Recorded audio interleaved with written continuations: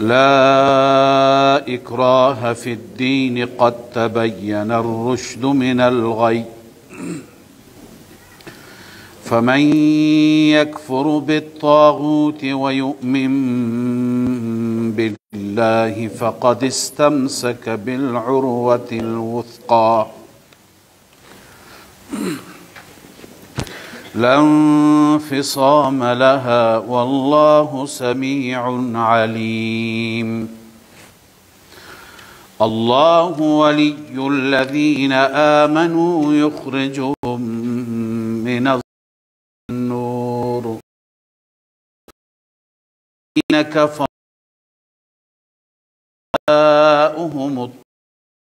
يخرجونهم من النور إلى الظلمات أولئك أصحاب النار هم فيها خالدون. ألم إلى الذي حاج إبراهيم في ربه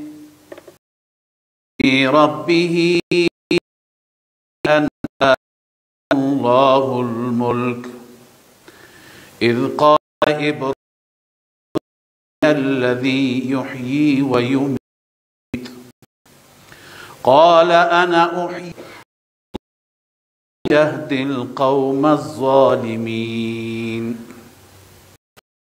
أو كالذي مر على وهي خاوية على عروشها قال أنى يحيي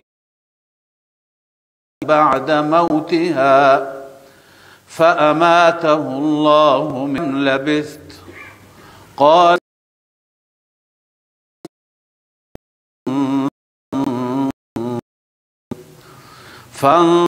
وانظر إلى حمارك ولنجعلك آية للناس وانظر إلى العظام كيف ننشزها ثم نكسوها لحما فلما تبين أن الله على كل شيء قدير. صدق الله العظيم. درود صل على محمد.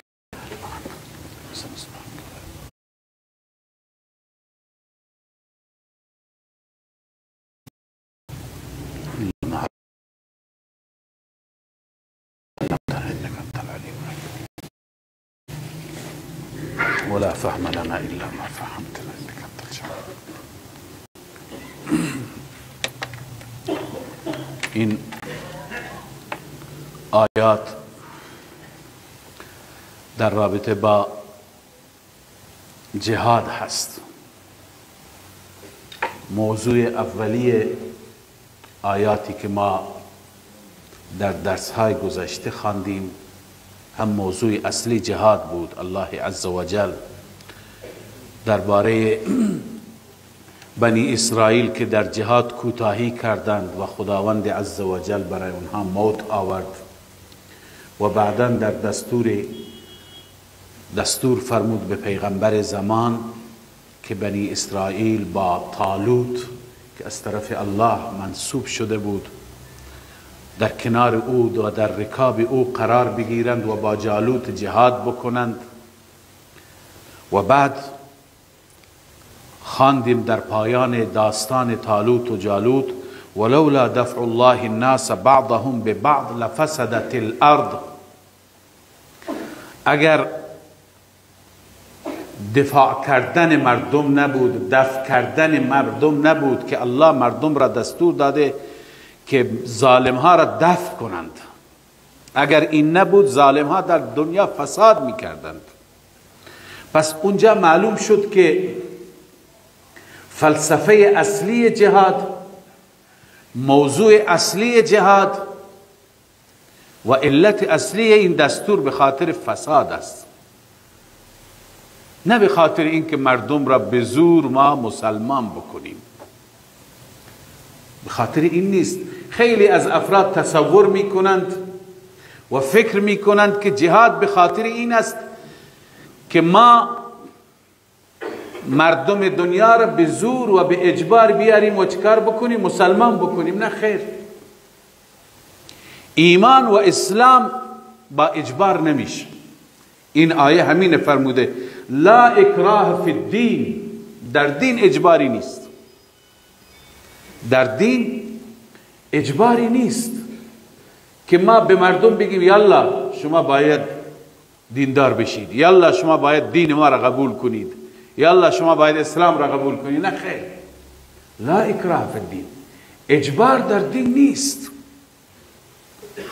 الله عزوجل برای دین و برای ایمان و برای اسلام انسانها را آزاد گذاشته.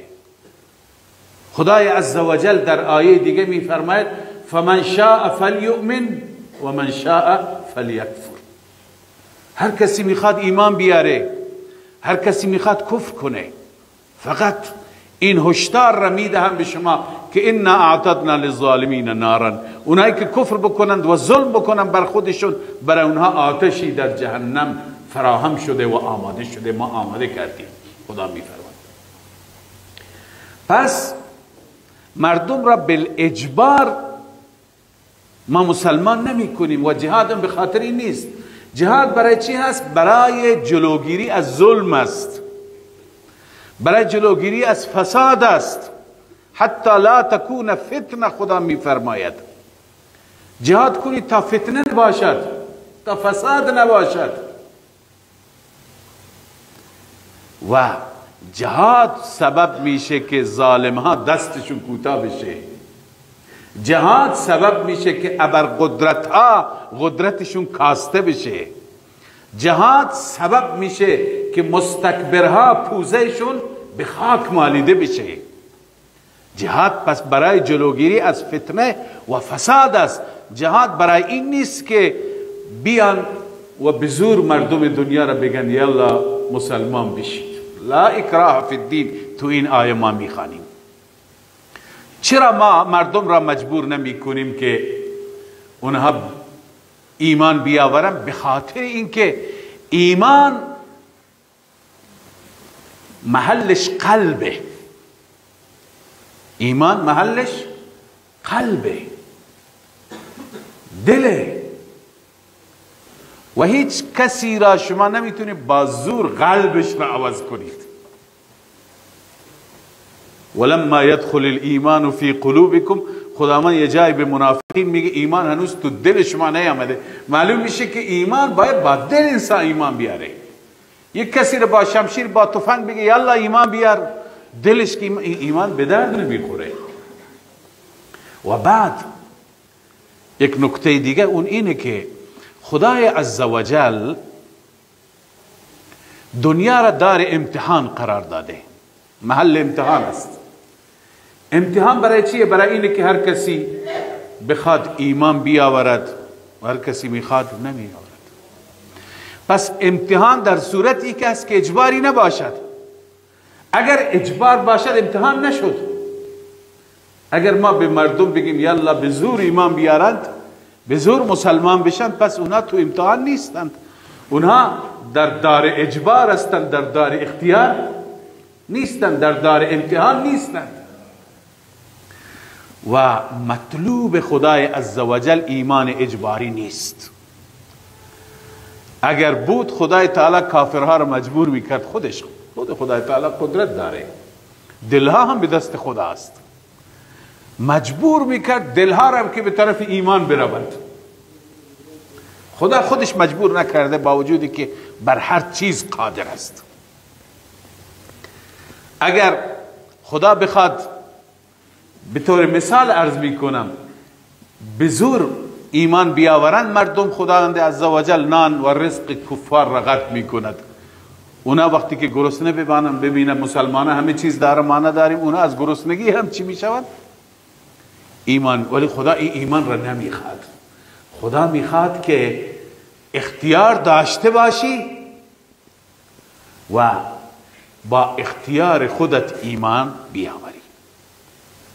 به این خاطر الله عز و جل می فرماید لا اکراه فی الدین، هیچ نوع اجباری در پذیرش دین نیست که شما مجبور بشید ایمان بیاورید.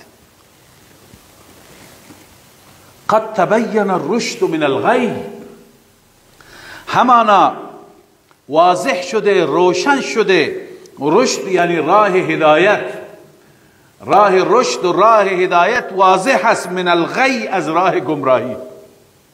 خداوند راه هدایت را هم مشخص کرده، راه گمراهی را مشخص کرده. تو قرآن، تو کتابهای آسمانی به وسیله انبیا، به وسیله دعوتگران مشخص فرموده که مردم این راه است، این چاه است، این هدایت است، این ضلالت است. الله تعالی لطفش همینه که برای ما راه درست را از راه نادرست روشن فرموده. حال اختیار مال ماست، ما اجباری نداریم. اما الله می فرماید فمن یکفر بالطاغوت و یؤمن بالله فقد استمسک بالعروة الوثقى لا انفصام لها. هر کسی به طاغوت کفر بکند، به طاغوت پشت بدهد و به خدا ایمان بیاورد، یکفر بالطاغوت و یؤمن بالله. طاغوت چیه؟ اهل تفسیر طاغوت را تفسیرهای مختلفی می کنند. بسیاری گفتند طاغوت یعنی شیطان، چون شیطان میخواد که ما راه کفر را ببریم، راه شرک را ببریم. لذا به شیطان پشت دادن، به شیطان جواب نه دادن، شیطان را قبول نکردن یعنی کفر به طاغوت. بعضی گفتند طاغوت هر اون چیزی را میگویند و اون کسی را میگویند، اون فردی را میگویند که مردم را به سوی عبادت خودش دعوت میدهد. چه پادشاهی باشد مثل فرعون که میگه انا ربکم الاعلی، این طاغوت است. چه اون پادشاهی که به مردم میگوید، مردم الان در این زمان کسی جرأت نمیکنه بگه منو بیاید سجده بکنید، به اندازه علم و دانش آمده که کسی جرأت نمیکنه. ولی خیلی از طاغوت های زمان ما هستند که میگویند مردم در این کشور قانون من نه قانون خدا، قانون من نه قانون قرآن. در این کشور مثلا مساجد باید بسته باشه، حجاب لازم نیست، حجاب نباید باشه، باید زنها تو ادارات میان بدون اینا طاغوت هستند. پری که جلوی قانون خدا را بگیرد و بخواد قانون خودش را غالب بکند، اون طاغوته. و بعضی گفتن طاغوت هر اون رهبر مذهبی و دینی که به مردم میگه به جای اینکه خدا را سجده میگه من سجده کنید، انتظار داره مردم به پای او بیفتند، مردم از او بخواهند، مردم او را کنند، مردم جلوی او کرنش بکنند. بالاخره اینها همه معناهای طاغوت هستند. شیخ بزرگوار ما حضرت مولانا حسین علی رحمه الله همه این معناها را جمع کرده فرموده و تو یک معنی هم میاد کل ما الطاغوت کل ما عبد من دون الله، هر چیزی که غیر خدا عبادت بشه اون طاغوته، چه شیطان باشد، چه بت باشد، چه درختی باشد، چه اون پادشاه و رئیسی باشد که مردم را میگه، چه اون پیر و فقیری باشد که مردم را میگه برای من سجده بکنید. همین ها طاغوت، هر کسی که میخواد مردم طاغوت. پس الله میفرماید اینهایی که شما را به سوی عبادت خودشون یا به سوی عبادت غیر خدا فرا میخوانند، به اینها پشت بدهید. فمن یکفر بالطاغوت، هر کسی که به طاغوت کفر بکند، یعنی طاغوت را انکار بکند، به طاغوت نه بگوید، و یؤمن بالله، و به الله ایمان بیارد، بگه من دستور خدایم را اطاعت میکنم، دستور مولایم را اطاعت میکنم. هر کسی اینطور بگوید فقد استمسک بالعروة الوثقی، همان انسان چنگ زده به حلقه محکم. بالعروة الوثقی، حلقه محکم چیه؟ بعضی گفتن ایمان است و توحید است. بالاخره دین هست، ایمان هست، حلقه محکم. پس وقتی که انسان به طاغوت پشت بدهد و به خدا بچسبد، به دستور خدا بچسبد، به قرآن بچسبد، به ایمان بچسبد، این در واقع مثالش مثل کسی است الله میفرماید که این حلقه محکمی را گرفته، این دستش جای محکمی بنده دیگه. لانفصام لها، لانفصام لها یعنی هیچ نوع جدایی نیست، از اون حلقه جدا نمیشه. اما اون که شرک میکنه، اون کسی که شرک میکند، غیر خدا را عبادت میکنه، اون مثل کسی است که کف را دست زده و به کف چنگ زده. کف به اصطلاح گج. کف را کسی چنگ بزند آیا جای دستش بند میشه؟ نخیر، میفته تو آب، غرق میشه. ما حلقه محکمی که لانفصام لها، قابل انفصال نیست، قابل کندن نیست، قابل جدا شدن نیست، شما به چنین چنگ زدید.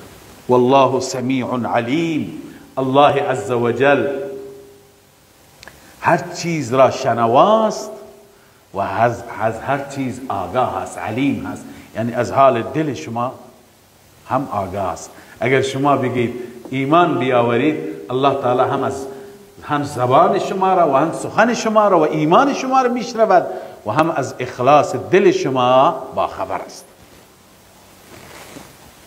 بعد از این الله عزوجل بیان می‌فرماید فرق معبود به حق را و معبود باطل را. فرق الله که معبود حقیقی هست و فرق طاغوت که معبود باطل است و خدای باطل است. فرق اینها چیه؟ فرق اینها اینه که الله عزوجل را کسی محکم به ریسمان خدایی چنگ بزند.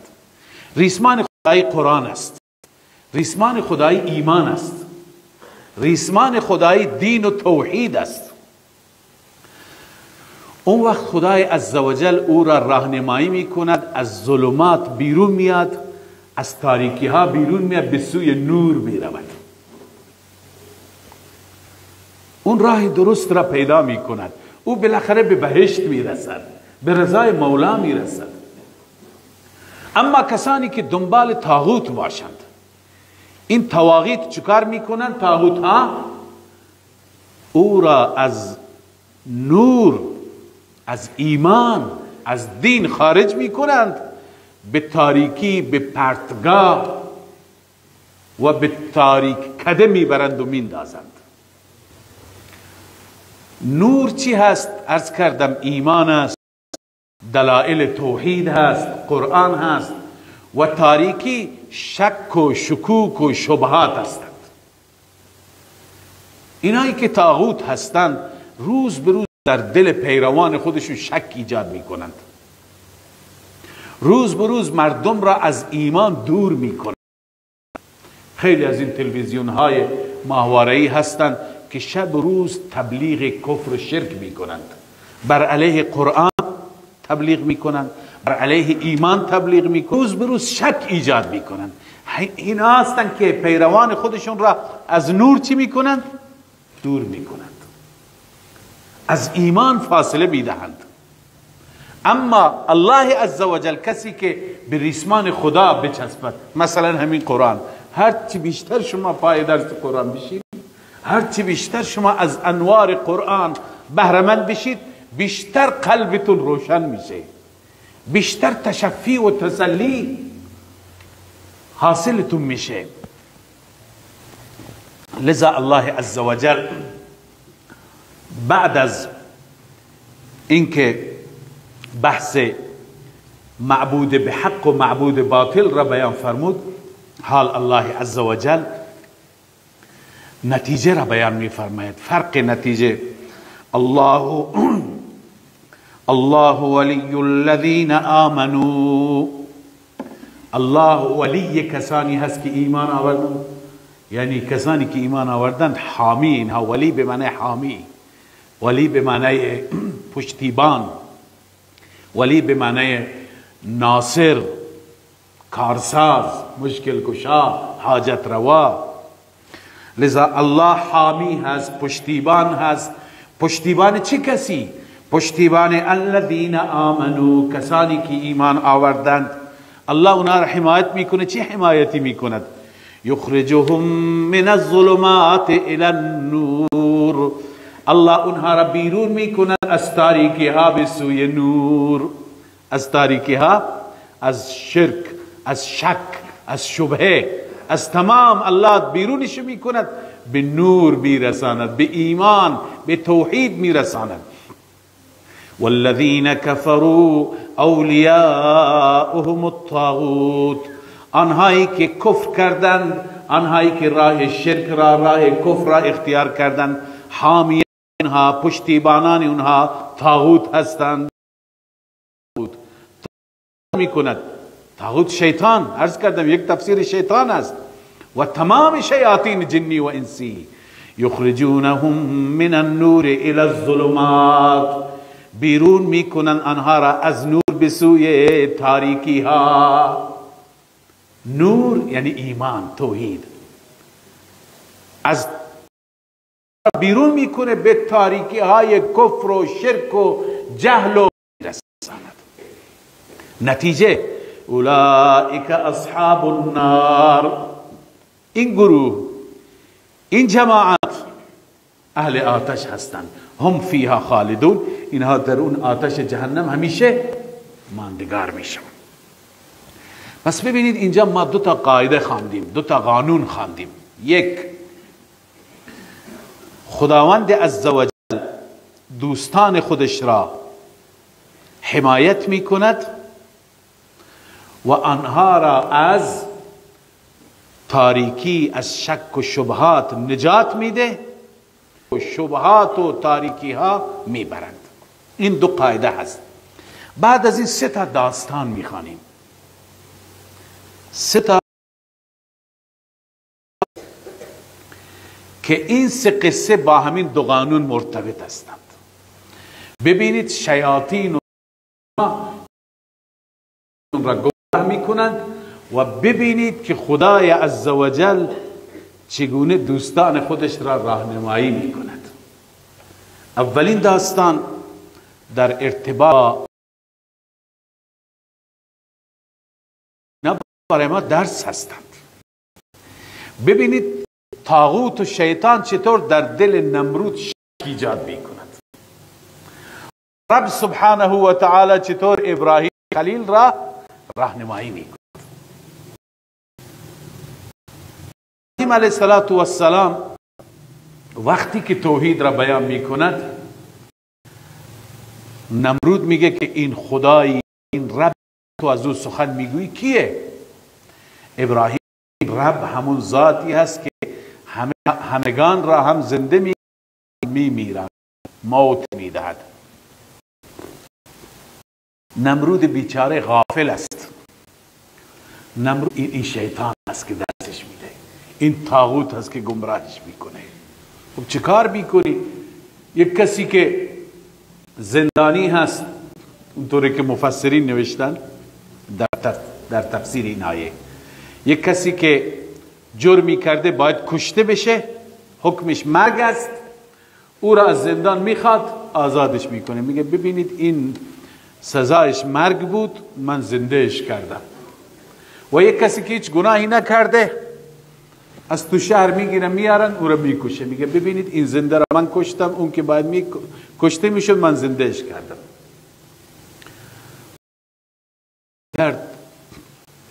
که مرگ و حیات ما تحت اسباب، با همین اسباب، یکی مرگش با تفنگ، یکی با چاقوی، در حالی که مرگ و حیات بالاخره این با اسباب مراد نیست، فوق اسباب مراد است. موت و حیات به دست خدای عزوجل است. گاهی اسباب فراهم میشه، یه ماشین تصادف میکنه اینطور که له میشه، اما خدای عزوجل راننده را و کسانی که تو ماشین هستن نجات میده. اصلا فکر نمی کنی الله نجات میده، قدرتش را نشان میده. چند روز پیش یک کلیپی دیدیم که یه ماشین تو یک کشورهای خارجی، یه ماشین رفته بود زیر تریلی، پرس شده بود. بعد این ماشین را به وسیله جر ثقیل در آوردن، راننده هم سرش بیرون آمد، خودش گیر کرده بود اما اشاره میکرد که من نجات بدهید. اصلا زیر رفته له شده، پرس شده. الله گاهی نجات میده. لذا مرگ با این اسباب مرگ نیست و زنده بودن هم با اسباب زنده بودن نیست. سرطان داره، 20 سال سرطان داره، 20 سال قلب دارد، هنوز زنده است. اما یک کسی هست که هیچ مشکلی نداره، هیچ علامت مرگ نیست، شب میخوابد صبح بیدار نمیشه. پس موت و حیات نه در غالب اسباب، ما فوق اسباب به دست الله است. این نمرود کودن نفهمید. نمرود هم اون زمان پادشاه بود، مغرور قدرتش بود. میگویند نمرود ابن کنعان ابن کوش ابن حام ابن نوح، 4 پشت بعد به حضرت نوح میرسه. اسم پدرش کنعان است، اون اسم پدرش کوش هست، اون اسم پدرش عرض کنم که حام هست، حام فرزند نوح است.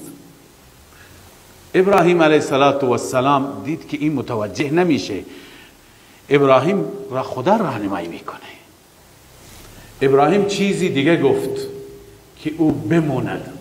ابراهیم گفت که پس رب من اون ذاتی هست که این خورشید را از مشرق میاره به مغرب طلوع میکند، غروب میکند. تو برعکس کن. تو اگر قدرت داری از مغرب تو بیار، فردا از این طرف خورشید در بیاره. اینجا دیگه موند، قدرتی نداره، قدرتش بوشالیه، قدرتش دروغینه، یه چیزی که خدا بهش داده، موقتا بهش داده. همین انسان مغرور آخر یک پشه سبب مرگش میشه. لذا پس این نمونه ای هست از چی؟ از اینکه خدا چطور راهنمایی میکند و شیطان چطور دوستان خودش را به شک و گمراهی میاندازد. لذا الله می فرماید الم تر الی الذی حاج ابراهیم فی ربه، آیا ندیدی اون کسی را که بحث کرد با ابراهیم درباره ملکش؟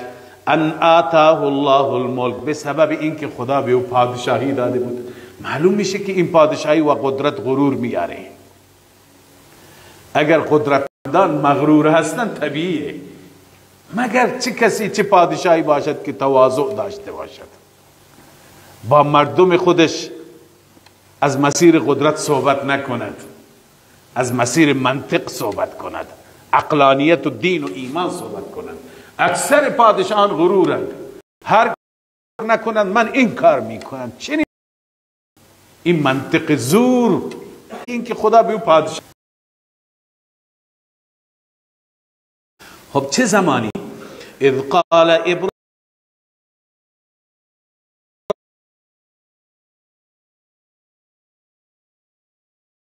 الذی یحیی و یمیت، زمانی که ابراهیم گفت رب من زنده می انا احیی و امید، او گفت منم زنده میکنم و میمیرانم، منم میتونم یکی را زنده نگه دارم، یکی را بکشم. ابراهیم علیه السلام منتقل شد به چیزی دیگه که اون نتونه جوابی بیارد. قال ابراهیم فإن الله یأتی بالشمس من المشرق، حساب خودش عاقل ترین فرد است، سرمایه‌دارترین فرد است، به تمام امکانات دنیا دسترسی دارد، ولی هدایت نیست، چون اولیای او، دوستانی او، حامیان او شیاطین هستند. این شیاطین هی تو دل شک ایجاد میکنه، هی تو دل شبهه ایجاد میکنه، هی او را به سوی شرک میبره، به سوی کفر میبره، به سوی عبادت غیر خدا میبره. اما یک مؤمن ولو اینکه بی سواد باشد، دوستش رحمان است، حامیش الله پرستی، به سوی قرآن، به سوی دین حق قدم بر می‌دارد.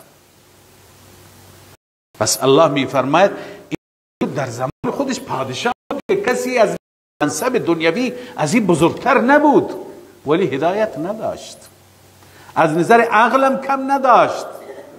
هدایت با عقل نیست، با حمایت الله است.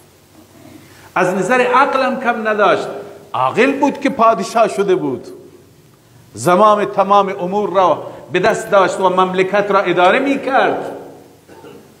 اما چون که حامی او، دوست او شیطان بود، رحمان نبود، الله چنین افراد را هدایت نمی کند. والله لا یهدی القوم الظالمین.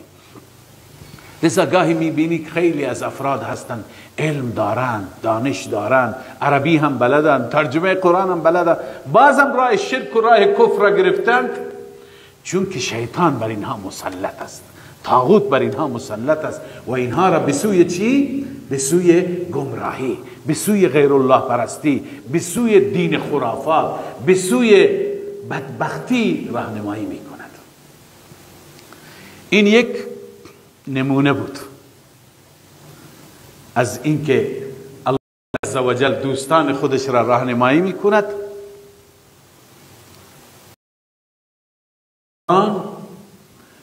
دوستان خودش را به سوی گمراهی، به سوی شک و شبهه راهنمایی می کند. نمونه اشاره می کند. این داستان دوم و قصه دوم است. این قصه درباره کی هست؟ قرآن فرموده یا مانند اون کسی که از کنار یک قریه رد شد. مفسرین گفتند این شخص یکی از پیامبران بنی اسرائیل بود به نام حضرت عزیر علیه السلام، همون کسی که بعداً یهودی ها گفتند عزیر فرزند خداست. تو قرآن داریم وقالت الیهود عزیر ابن الله، یهود گفت عزیر فرزند خداست. الله اعلم در قرآن نامش نیامده، اما از مصادیق و از بعضی از روایات مفسرین میگه این عزیر است.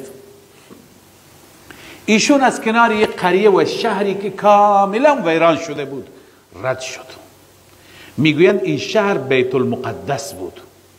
یک پادشاه ظالمی به نام بخت نصر که در قرآن در سوره بنی اسرائیل هم اشارهش آمده، این بخت نصر آمد و یهودی ها را کشت، 70,000 تا را کشت، 70,000 تا را اسیر کرد، این شهر را کاملا ویران کرد. این آمد اینجا دید که سبحان الله هیچ موجود زنده اینجا نیست، از بین رفته، تلف شده،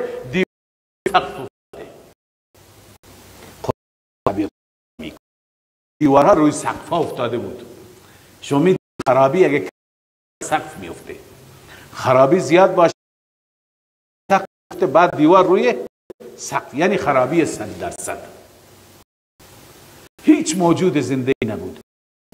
این با خودش گفت که خدای تعالی اینها را چطور دوباره زنده میکنه؟ این نام مرد از بین رفتن دوباره چطور اینجا آباد میشه؟ ایمان داشت به خدا، اما اون کیفیتش را نمیدانست. حال ببینید الله عزوجل که دوست این هست، حامی این هست، چطور او را میفهماند. الله تعالی چیکار کرد؟ این بنده خودش را که خسته بود، کنار درختی آمده بود، الاغش را و چارپایش را به اون درخت بست، مقداری غذا داشت، کمی انگور بود و غذای دیگه تو کیسه، اونا را به شاخ درخت آویزان کرد، خودش در سایه درخت میخواست بخوابه. همینجا خداوند موتش داد. موت بر او آمد. 100 سال گذشت. بعد از 100 سال خدا زندهش کرد. خدای عزوجل ازش پرسید که ای بنده من چقدر اینجا خوابیدی؟ گفت یا یک روز من خوابیدم، خیلی دیر شده، یا یک روزه یا نصف روزه، چون انسان زیاد بخوابه احساس خستگی میکنه. زیاد خوابیدم. گفت یا یک روزه یا نصف روزه. الله تعالی فرمود نه، تو از خودت خبر نداری. 100 ساله. بعد اینجا خدای تعالی دو تا از قدرتهایش را نشان داد. الله وقتی بخواد یک چیزی را از بین ببره میبره، بخواد نبره نمیبره. گفت که اون غذایت را نگاه کن، هنوز همونطور سالم تر و تازه خشک نشده، انگورها هنوز خوشش تازه تازه. اما الاغت را نگاه کن، از گرسنگی مرده، افتاده، گوشتش ریخته، استخوانهایش بند بند شده، پوسیده شده، افتاده، هیچ اثری ازش نیست. الان نگاه کن چطور زندهش میکنم. الله دستور در این استخوانها با هم دیگه پیوند خوردن، گوشت آمد سرش، دوباره الاغ زنده شد. بعدا نگاه کرد سبحان الله این شهر چقدر آباد شد. الله فرمود اینطور من زنده میکنم. این گونه الله عزوجل بندگان خودش را راهنمایی میکند. پس ببینید حامی مؤمنان کیه؟ الله هست. اونا را خوب راهنمایی میکنن. شک و شکوک را، گرچه این پیغمبر بود شک نداشت، کیفیت را میخواست بدونه، کیفیت بهش نشون داد. از اینجا اساتذه ما یک مسئله را برداشت کردند از آیه، استنباط کردند. اون اینه که ببین انسان وقتی که موت برایش میاد، از این دنیا میره، در یک عالم دیگه میره، از اطرافش خبر نداره، از اطرافش اطلاعی نداره چه خبره، چی میگذرد، نه کسی را میبیند، نه از کسی میشنود، نه اینکه شب و روز چطور میشه متوجه میشه. اگر متوجه میشد این حضرت عزیر نمیگفت که من یک روزه یا نیم روزه، حداقل میدونست هزاران شب و روز گذشت، حداقل متوجه میشد. مردم از اطراف رد شدن، شهر دوباره آباد شده، متوجه میشد، از هیچ چی خبر نداره. مردم میروند از کسانی که مرده اند، فوت کردن، از اونها کمک میخواند، از اونها حاجت میخواند، از اونها دعا میخواند، در حالی که این کس یک انسانی هست که قرآن تعریفش کرده و مفسرین میگن پیامبر زمان بود. این از اطرافش خبر ندارد. پس چطور صاحبان قبور، اینایی که اولیاء خدا هستند، اینها ما بریم از اونها کمک بخوایم، از اهل ما خبر داره؟ اینا هم خبر ندارن. اگر انسان نیکی هست در عالم برزخ، در راحت و عرض کنم نعمت خدای عزوجل عیشش را میبرد، و اگر انسان بدی باشد در جای بدی در عالم برزخ عذابش را میبیند. لذا چرا ما اینها درس هستند، انسان باید فکر بکنه روی آیات قرآن مجید و متوجه بشه که این پیغمبر خداست، از اطرافش اطلاع نداره، خبر نداره، چطور میتونه مشکل منو تو را حل کنه؟ لذا الله عز وجل میفرماید او کالذی مر علی قریه، یا مثل اون انسانی که مرور کرد، عبور کرد بر شهری، بر قریه‌ای که شهری چی بود؟ بیت المقدس. و هی خاویه علی عروشها، و اون قریه و اون شهر افتاده بود، یعنی دیوارهاش بر سقفها، دیوار روی سقف افتاده بود. عرض کردم کنایه از ویرانی کامل. این با خودش گفت، این مؤمن خدا، قال انا یحیی هذه الله بعد موتها، چگونه، با چه کیفیت زنده میکند خدا این شهر را بعد از مردنش، بعد از اینکه این شهر مرده، این شهر ویران شده، خداوند چطور دوباره این آباد میکنه؟ فاماته الله 100 عام، الله او را موت داد 100 سال، 100 سال موتش داد. ثم بعثه، بعد از 100 سال خدا دوباره چی کرد؟ بلندش کرد، یعنی زنده اش کرد. بعد از او پرسید قال کم لبست، ای بنده من چقدر ماندی؟ قال لبثت یوما او بعض یوم، گفت اینجا ماندم 1 روز یا نصف روز. گفت اینجا 1 روز. نگاه کن به خوراکیت و نوشیدنیت که لم یتسنه، خراب نشده، بو نگرفته، متعفن نشده، خراب نشده. این یکی از آثار قدرت. و قدرت دیگری منو ببین، وانظر الی حمارک، ببین الاغ خودت را، به اون الاغت هم نگاه بکن، اون چطور پوسیده شده، استخوانش تکه تکه شده. ولنجعلک آیة للناس، ای بنده من تو را یک نشانی برای مردم قرار میدم. نشانی چه نشانی هست؟ این نشانه این هست که الله عزوجل موت میاره، الله تعالی بعد از موت زنده میکنه. یکی از دلائل، هر وقتی بخواد میمیراند، هر وقتی بخواد زنده می. دیگه از این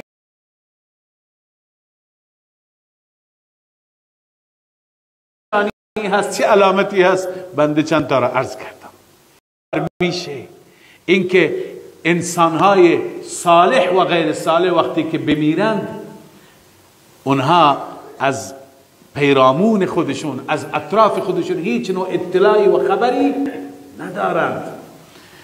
ولنجعلک آیة للناس، ما تو را نشانی برای مردم قرار میدهیم. وانظر الی العظام کیف ننشزها، نگاه بکن به استخوانها، اون استخوانهای کی؟ الاغ. کیف ننشزها، چگونه ما اونها را بلند میکنیم، اینها را با هم پیوند میدیم، اونها را الله تعالی میفرماید چطور ما اونها را زنده میکنیم. ثم نکسوها لحما، بعدا او را گوشت میپوشانیم. اونها را با چی؟ به وسیله با گوشت ما میپوشانیم. اول استخوان، بعدا گوشت میشه، بعدا زنده میشه. فلما تبین له قال اعلم ان الله على كل شيء قدیر. الله میفرماید وقتی که برای این بنده ما روشن شد، قدرت خدا مل یقین صحبت میکنه. قال اعلم ان الله على كل شيء قدیر، من میدانم من قادر است. الله مرده را زنده میکند، زنده را مرده میکند. اون که بخواد خراب بشه خراب میشه، اونی که بخواد سالم بمانه سالم میمانه. الله که قدرت مطلق به دست او هست، به دست کسی نیست. پس ببینید این نمونه از راهنمایی، نمونه از هدایت، نمونه از اون نوری که الله عزوجل فرمود من به بندگان خودم، اونهایی که به من ایمان دارن میدم. الله عزوجل به همه من و شما این نور را، نور ایمان را، نور فهم عنایت بفرماید. عقیده صحیح را، توحید را، ایمان صحیح را الله به ما عنایت بفرماید. و از این آیات که واقعا این آیات تمام درسای ایمانی و درسای اعتقادی برای ما دارند، خدای تعالی فهم درست و اون عقیده درست را به همه من و شما نصیب بگرداند. و السلام علیکم و رحمت الله و برکاته. الحمد لله رب العالمين، والصلاة والسلام على سيدنا وحبيبنا ومولانا محمد وعلى